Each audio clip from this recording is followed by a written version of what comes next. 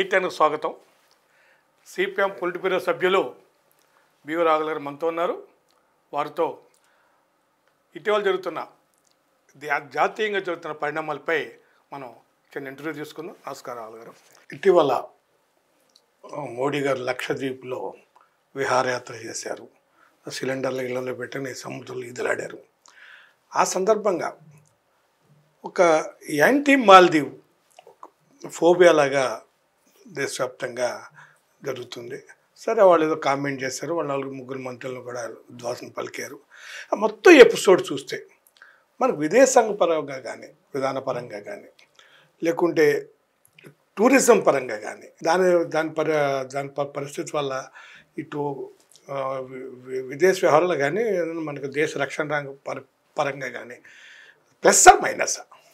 అంటే మొదటిది ఏంటంటే, మాల్దీవులు చాలా చిన్న దీవుల సమూహం. జనాభా రీత్యా చూసుకున్న అదంత ప్రధానమైన దేశమేం కాదు. జియో పొలిటికల్ అంటే అది భౌగోళికంగాను రాజకీయంగాను అది ఉండే స్థానం హిందూ మహాసముద్రంలో కీలకమైన చోట ఉంది.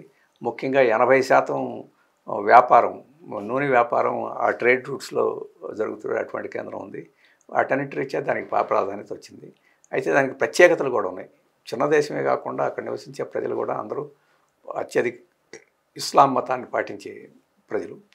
అలాగే అది సముద్రం మధ్యలో దీవుల్లాగా ఉన్నాయి కాబట్టి అది పర్యాటకులకు చాలా ఆకర్షణీయమైన, అందులో ధనవంతులైన పర్యాటకులకు చాలా ఆకర్షణీయమైన కేంద్రం అది. అలాగే అది దీవుల్లో అదేమి ఒక నేల, భూమి ఒక సారవంతమైన స్వయంగా తన ఆహారాన్ని దాన్ని తయారు చేసుకోగలిగిన స్థితిలో ఉండేది కాదు. అందుకని ఆహారానికి, ఇతర అవసరాలకి ఇతర దేశాల మీద ఆధారపడాలి.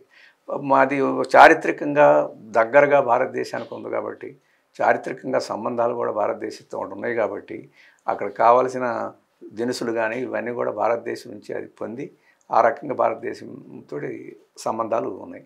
ఇప్పటి వరకు స్వాతంత్రం వచ్చిన తర్వాత భారతదేశం చుట్టుపక్కల పొరుగు దేశాలతోటి స్నేహంగా ఒక లౌకికవాద ప్రాతిపదిక మీద, అలాగే అంతర్జాతీయ కట్టుబాట్ల ప్రాతిపదిక మీద సంబంధాలు పెట్టుకోవాలని చెప్పేసి ఏదైతే ఉందో వాటన్నిటి మూలంగా మాల్దీవులతో మనకు మంచి సంబంధాలు ఉన్నాయి.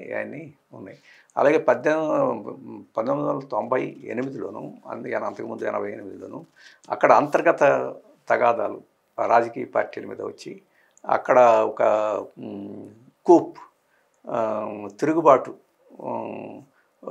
అధికారంలో ఉండే పార్టీ మీద తిరుగుబాటు చేసి దాన్ని ప్రజాస్వామ్య పద్ధతిలో కాకుండా బలవంతంగా తొలగించాలని ఒక ప్రయత్నం చేసినప్పుడు, వాళ్ళు కోరినప్పుడు భారతదేశం నుంచి కొంత సైన్యాన్ని కూడా పంపింది. సైన్యం అంటే ఏదో పెద్ద అనుకోవద్దు. 77 మంది సైనికుల్ని పంపింది, 2 హెలికాప్టర్లని పంపింది, ఒక డ్రోనియర్ ఏరోప్లేన్ని పంపింది. ఆ రకంగా కొంతమంది మెడికల్ పర్సనల్ కూడా అక్కడ పంపింది. ఆ రకంగా సహాయపడింది. అయితే ఈ గత 2 దశాబ్దాలు వీటన్నిటిలోనూ అంతర్జాతీయ రాజకీయాల్లో చాలా పెనుమార్పులు వచ్చినాయి. మన దేశ రాజకీయాల్లో గత 10 ఏళ్లలో మోడీ గారి అధికారంలోకి వచ్చి ఆయా పెనుమార్పులు వచ్చినాయి. ఇక్కడ ఒక మతోన్మాద రాజకీయాల ఇక్కడ ఉంది. ఆ మతోన్మాద రాజకీయాల ప్రాతిపదిక మీదనే విదేశాంగ విధానాన్ని నడపాలని చెప్పేసి ఇక్కడ మోడీ ప్రభుత్వం చూస్తుంది. ఇజ్రాయెల్ హమాస్ తగాదాలో కూడా మన ప్రభుత్వం వైఖరి ఏమిటో, అలాగే అరబ్ దేశాలన్నీ కళ్ళెర చేసేసరికి మళ్ళీ దాన్ని ఎట్లా చేయాలని చెప్పేసి ప్రయత్నం చేస్తుందో చూస్తున్నాం. ఇక్కడ కూడా ఈ ముస్లిం ప్రజలు ఎక్కువగా ఉండే ఒక దేశంలో అంతర్జాతీయంగా ఆ ప్రభావాలు ఉంటున్నాయి.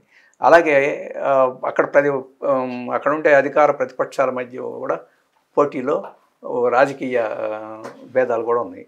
అందుకని ఇప్పుడు ప్రస్తుతం అధికారానికి వచ్చిన మిజు ప్రభుత్వం ఏదైతే ఉందో, ఆ రాజకీయ పార్టీ ఉందో, మనం చైనాతో కూడా స్నేహంగా ఉండాలి అని చెప్పేసి వాళ్ళు అనుకున్నారు.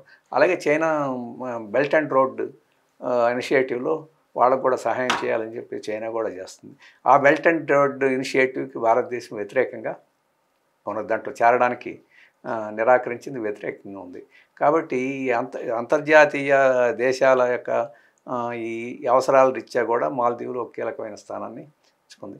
ఇటువంటి సందర్భంలో మాల్దీవులతోటి స్నేహంగా ఉండి మన ప్రయోజనాలకు నష్టం లేకుండా వాళ్ళు కూడా మనకు వ్యతిరేకంగా ఇంకో చోటకి చేరాల్సిన అవసరం లేని పద్ధతిలో మనం చాలా జాగ్రత్తగా డిప్లొమాటిక్గా ఉండాల్సిన సందర్భం ఇది. ఇంతకుముందు కన్నా ఈరోజు ఉండాల్సిన అటువంటి పద్ధతిలో భారతదేశం మన ప్రభుత్వం వ్యవహరించడంలో అదేదో చిన్న దేశం దాన్నేముంది అనే పద్ధతిలోనే డిప్లొమసీ ఉంది తప్ప చిన్న దేశమా పెద్ద దేశం అనేది కాదు. అది ఒక దేశం, అది కూడా మనతోటి సమానమైన ఫాయిదాలో ఉన్న దేశంగా దాన్ని భావించి వాళ్ళకి ఆ గౌరవం ఇచ్చి మనం డీల్ చేసే పరిస్థితి కాకుండా మనం దాన్ని ఒక రకంగా ఒత్తిడి చేయాలనే పద్ధతిలో. కాబట్టి ఇటువంటి వాతావరణంలో ప్రధానమంత్రి మోడీ గారు అక్కడికి వెళ్ళి లక్షద్వీపుల్లో ఆయన కోరల్ రీఫ్ ఆయన ఆ దీవిని చూడాలని ఆయన స్నార్కెల్ వేసుకొని సముద్రంలోకి వెళ్ళి అవన్నీ చూసి బీచ్లో కూర్చొని ఆనందించాడు. అది మంచిది. కానీ ఒక వ్యక్తిగా ఆ రకంగా ఆనందించడంలో ప్రధానమంత్రి కూడా ఆనందించకూడదని మనం అక్కడ ప్రధానమంత్రి కాబట్టి ఆ సందర్భంలో సెక్యూరిటీ కాబట్టి హడావుడి కొంత ఉండొచ్చు.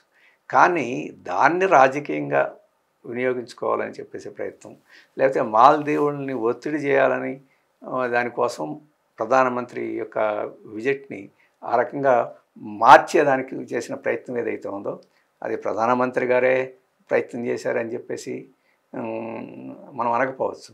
కానీ ఈ మీడియా కానీ లేకపోతే ఆర్ఎస్ఎస్ ఈ మీడియా కానీ సోషల్ మీడియా కానీ ఇదంతా ఎలా ఉందంటే భారతదేశం నుంచి ఈ సరుకులు బాగుపోతే మాల్దీవులు ఎక్కడ ఉంటుంది, భారతదేశం టూరిస్టులు బాగుపోతే మాల్దీవులకి ఉంటుంది, అందుకని టూరిజం అక్కడ బాయ్కాట్ చేయండి, మన లక్షద్వీపులు అంతకన్నా గొప్పది లక్షద్వీపులనే సినిమాలు తీయడం ఇవన్నీ వాడాలని చెప్పేసి ఈ మొత్తం ఆయన ఏదో ఒక గొప్ప ప్రకృతి సౌందర్యాన్ని ఆనందించడం కోసం పోయిన ప్రధానమంత్రి విజిట్ని ఈ రకంగా రెండు దేశాల మధ్య పోటీలాగా చిత్రీకరించేదానికి ఎప్పుడైతే ప్రయత్నం జరిగిందో అప్పటికే అంతర్గతంగా అవసరాల రీత్యా భారతదేశానికి దూరంగా ఉండాలనే శక్తులు మాల్దీవులో ఉన్నప్పుడు ఇప్పుడు వాళ్ళ అధికారంలో ఉన్నప్పుడు వాళ్ళకి పెద్ద అవకాశంగా వచ్చింది.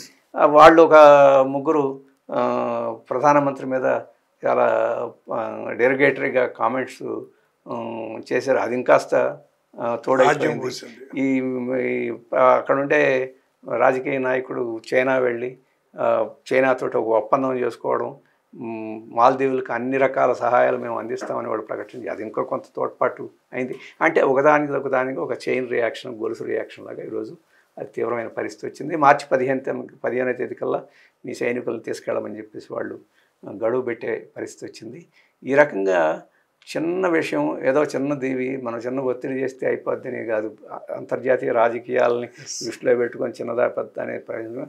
అలాగే ఇప్పటి వరకు శాంతిగా ఉండి అందరిని కలుపుకోవాలనే దృష్టి నుంచి మన విదేశాంగ విధానం ఈ రకంగా తప్పడం అని చెప్పేసేది అక్కడ మనకు ప్రతీపగా ఉండి దేశానికి వ్యతిరేకంగా ఉండాలనే శక్తులు కూడా ఉండొచ్చు, ఖచ్చితంగా ఉన్నాయి. అది గమనించి వ్యవహరించే పరిస్థితి లేకుండా ఈరోజు ఉన్నది.